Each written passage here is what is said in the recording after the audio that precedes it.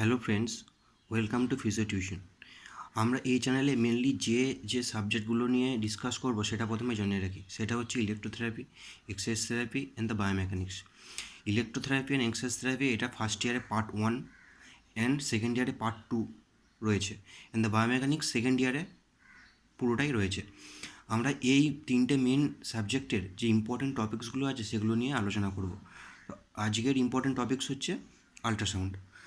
যদি এই ভিডিওটা ভালো লেগে থাকে তাহলে পরবর্তী বা নেক্সট ভিডিওর নোটিফিকেশন পেতে তোমরা সাবস্ক্রাইব বাটনের পাশে যে বেল আইকনটি আছে সেটা প্রেস করতে পারো, কিংবা ফিজিও টিউশন বলে ফেসবুকে একটা চ্যানেল আছে, ফেসবুকে একটা পেজ আছে, তো সেটাতে তোমরা গিয়ে ফলো করে নোটিফিকেশান পেতে পারো। তো শুরু করা যাক আজকের যে ইম্পর্টেন্ট টপিক, সেটা হচ্ছে আল্ট্রাসনিক থেরাপি। তো আল্ট্রাসাউন্ড থেরাপি প্রথমেই বলে রাখি, আল্ট্রাসাউন্ড থেরাপি আমাদের প্রথমে জানতে হবে সাউন্ড কী। তো সাউন্ড হচ্ছে periodic mechanical vibration of the audible frequency 20 hertz থেকে 20,000 হার্জ এর মধ্যে থাকবে, and the sound require a medium for it transmission. তো আমরা কি জানি, সাউন্ড হচ্ছে একটা লঙ্গিটিউডিনাল ওয়েভ, এটা ট্রান্সমিশনের জন্য কী লাগে, একটা মিডিয়াম লাগবে। সেই মিডিয়ামটা হতে পারে এয়ার, হতে পারে লিকুইড, ঠিক আছে, লিকুইড হতে পারে ওয়াটার, গ্লিসারিন, ঠিক আছে। তো সাউন্ডে আমরা যেটা অডিয়েবল ফ্রিকোয়েন্সি সেটা হচ্ছে 20 হার্টজ থেকে 20,000 হার্টজ, এটা হচ্ছে আমাদের অডিয়েবল ফ্রিকোয়েন্সি। 20,000 হার্টজের বেশি ফ্রিকোয়েন্সি হলে সেটাকে আমরা বলবো আল্ট্রাসাউন্ড, অ্যান্ড 20 হার্টজের বেশি কম ফ্রিকোয়েন্সি হলে সেটাকে আমরা বলবো ইনফ্রাসাউন্ড, ঠিক আছে। 20,000 হার্টজের বেশি হলে যে ওয়েভটা প্রডিউস হয় সেটাকে আমরা বলবো আল্ট্রাসনিক ওয়েভ, ঠিক আছে। অ্যান্ড 20 হার্টজের কম হলে যে ওয়েভটা প্রডিউস হবে সেটাকে বলবো ইনফ্রাসনিক ওয়েভ। যেহেতু আমরা জানি সাউন্ড একটা এনার্জি, তো আল্ট্রাসাউন্ড আর ইনফ্রাসাউন্ড দুটোই কিন্তু এনার্জি, ঠিক আছে। নেক্সট আমরা চলে আসছি আল্ট্রাসাউন্ডে। তো আল্ট্রাসাউন্ড কি? তা it refers the mechanical vibration which are same as sound wave, ঠিক আছে, বাট অফ হায়ার ফ্রিকোয়েন্সি। এটা হচ্ছে একটা সাউন্ড ওয়েভ, কিন্তু এর ফ্রিকোয়েন্সিটা হচ্ছে অডিওবল রেঞ্জের থেকে হাই। তা ultrasound energy is use to treat the human tissue. Ultrasound যে এনার্জি আছে সেটাকে আমরা কী করি, হিউম্যান টিস্যুতে ট্রিট করতে ইউজ করে থাকি। এবার দেখো, আল্ট্রাসাউন্ডকে ভেরিয়াস পারপাসে ইউজ করা যায়। একটা হচ্ছে ডায়াগনস্টিক পারপাসে ইউজ করা যায়, আর একটা হচ্ছে এবার ইঞ্জিনিয়ারিং, যে সিভিল ইঞ্জিনিয়ারিংয়েও আল্ট্রাসাউন্ড ইউজ করা যায়। তো কোনো একটা বিল্ডিং কীভাবে আর ওর কতদিন সেটা টিকে থাকতে পারবে সেটাকে আমরা সিম্পলি আল্ট্রাসাউন্ড এনার্জি ইউজ করে আমরা সেটাকে ডিটারমাইন করতে পারি। কিন্তু সেক্ষেত্রে যে ভ্যারিয়েবল যেটা ভ্যারি করে সেটা হচ্ছে ফ্রিকোয়েন্সি। এই ফ্রিকোয়েন্সি রেঞ্জটা কিন্তু খুব ভ্যারি করে। তাই ইট is the form of acoustic vibration প্রোপাগেটেড in the form of longitudinal compression wave. যেটা বললাম সাউন্ড ওয়েভ একটা লংগিটিউডিনাল ওয়েভ, এটা হচ্ছে লংগিটিউডিনাল কম্প্রেশন ওয়েভ। এই অ্যাকোস্টিক ভাইব্রেশন যে কথাটা বললাম এটা পরে আসছি। হচ্ছে therapeutic frequency being range 1 megahertz থেকে 3 মেগাহার্জ। থেরাপিউটিক আমরা যে থেরাপিউটিক পারপাসে যে ইউজ করে থাকি আল্ট্রাসাউন্ডটা, সেটা রেঞ্জ হবে 1 মেগাহার্জ থেকে 3 মেগাহার্জের মধ্যে। Frequency so high that it can not be heard by the human ear. এর ফ্রিকোয়েন্সিটা এতটাই বেশি যে আমরা হিউম্যান এয়ার এটাকে রেকগনাইজ করতে পারি না। নেক্সট চলে আসি the propagation and the speed. The human body process A characteristic resistance against the propagation of the ultrasound, ঠিক আছে। তা আমাদের হিউম্যান বডি ওই প্রোপাগেশন অফ দ্য আল্ট্রাসাউন্ডের এগেনস্টে একটা রেজিস্ট্যান্স প্রোভাইড করে, যেটার জন্য আমরা সেটা শুনতে পাই না। যদি আমরা সেই রেজিস্ট্যান্সটাকে জেড দিয়ে ডিনোট করি, ঠিক আছে, অ্যান্ড ভি যদি ডিনোট করি the propagation velocity, and rho is the density of the tissue, then রিলেশনটা that Z equals to rho into V.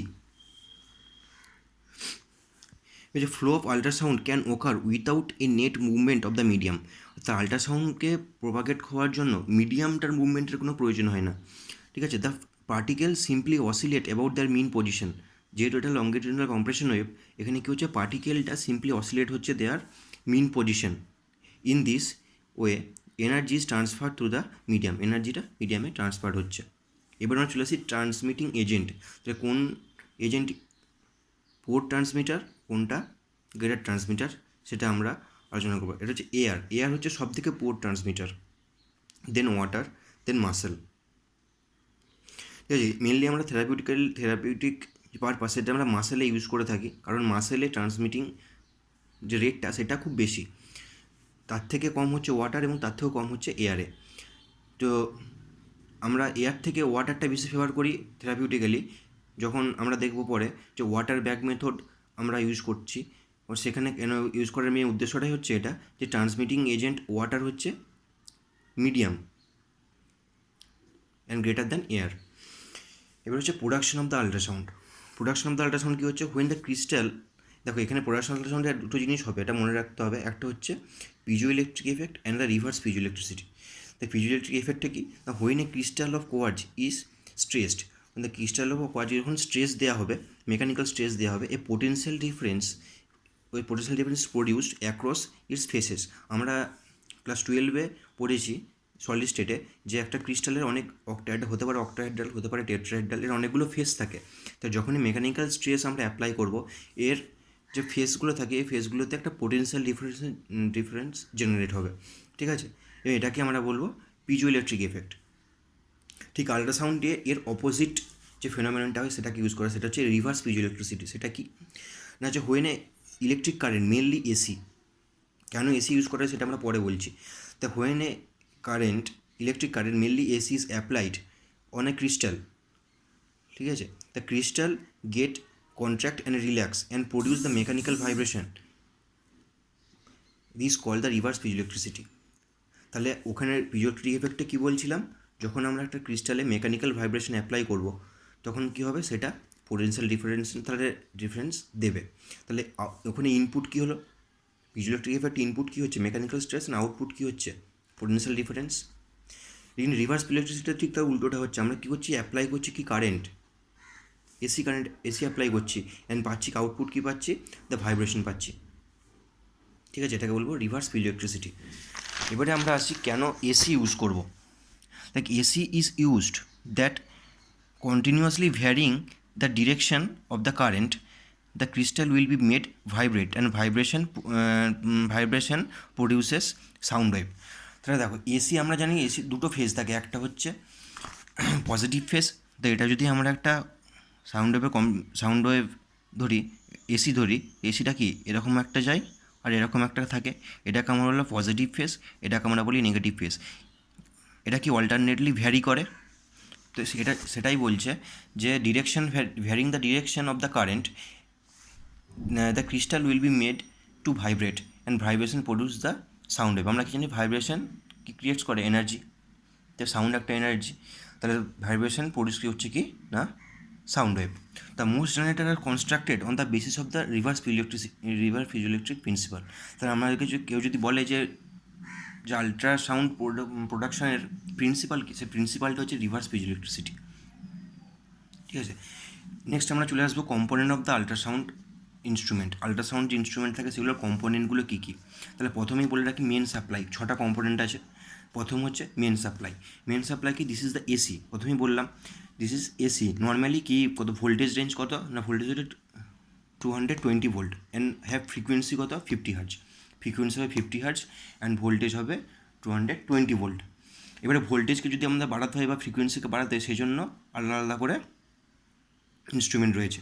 প্রথমে চলে আসি ট্রান্সফর্মার। ট্রান্সফর্মার কি না, এবারে ট্রান্সফর্মার দুটো হতে পারে, একটা হচ্ছে স্টেপ আপ, একটা হচ্ছে স্টেপ ডাউন। স্টেপ আপ কী করতে সাহায্য করে, স্টেপ আপ হেল্প করে ভোল্টেজকে ইনক্রিজ করতে, আর স্টেপ ডাউন করে ভোল্টেজকে ডিক্রিজ করতে। আমরা এখানে যে আল্ট্রাসাউন্ড যে আমরা এখানে ট্রান্সফর্মারটা ইউজ করবো সেটা হচ্ছে step up transformer. Step up transformer is use to increase the voltage of the current, the current now flow from the transformer to rectifier. Transformer থেকে রেকটিফায়ারে এরপরে কী হবে, কারেন্টটা যাবে। তাহলে ট্রান্সফর্মার ইউজ করার মেন যে এম সেটা হচ্ছে কি ভোল্টেজকে ইনক্রিজ করা।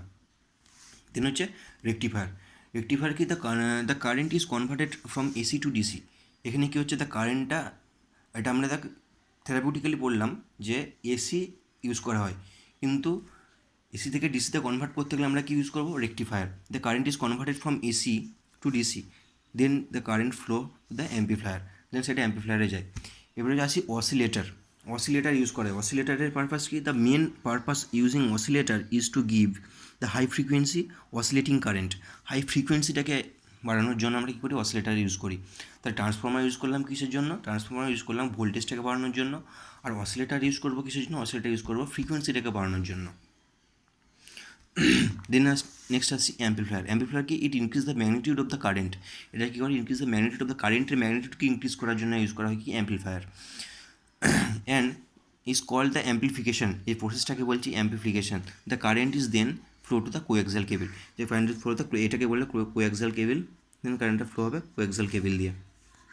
কোএক্সাল কেবল কি, it is the simple wire covered by a metallic plate. এটা মেটালিক প্লেট দিয়ে কভার থাকে, which runs parallel to the wire. এই যে মেন ওয়্যার আছে এটা প্যারালালি এটা যাবে, ঠিক আছে। And separated by insulated material, এটা সেপারেট থাকে কি, ইনসুলেটেড মেটেরিয়াল দিয়ে সেপারেটেড থাকে।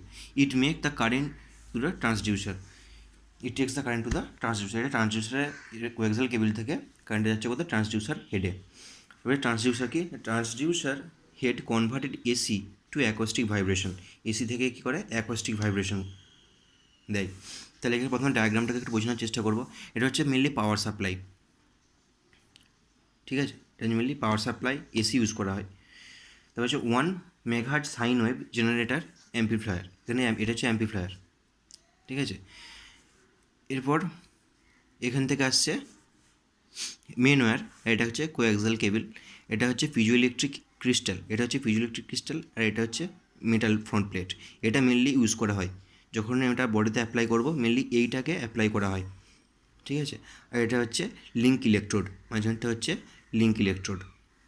2 নম্বর হচ্ছে প্রোডাকশন অফ দ্য আল্ট্রাসাউন্ড, এটা কোন এনার্জি থেকে কোন এনার্জি ট্রান্সফরমেশন হলো, এটা হচ্ছে electrical energy to mechanical energy. তাহলে প্রোডাকশন অফ দ্য আল্ট্রাসাউন্ড কি, ইলেকট্রিক্যাল এনার্জি থেকে ট্রান্সফার হচ্ছে কি, mechanical energy. And the treatment পারপাসে এটা কী হচ্ছে, ট্রিটমেন্ট পারপাসে sonic energy to heat energy, ঠিক আছে। সো আজকে এটুকুই, পরের দিন আমরা আল্ট্রাসাউন্ডের নেক্সট যে পার্ট সেটা নিয়ে আলোচনা করব।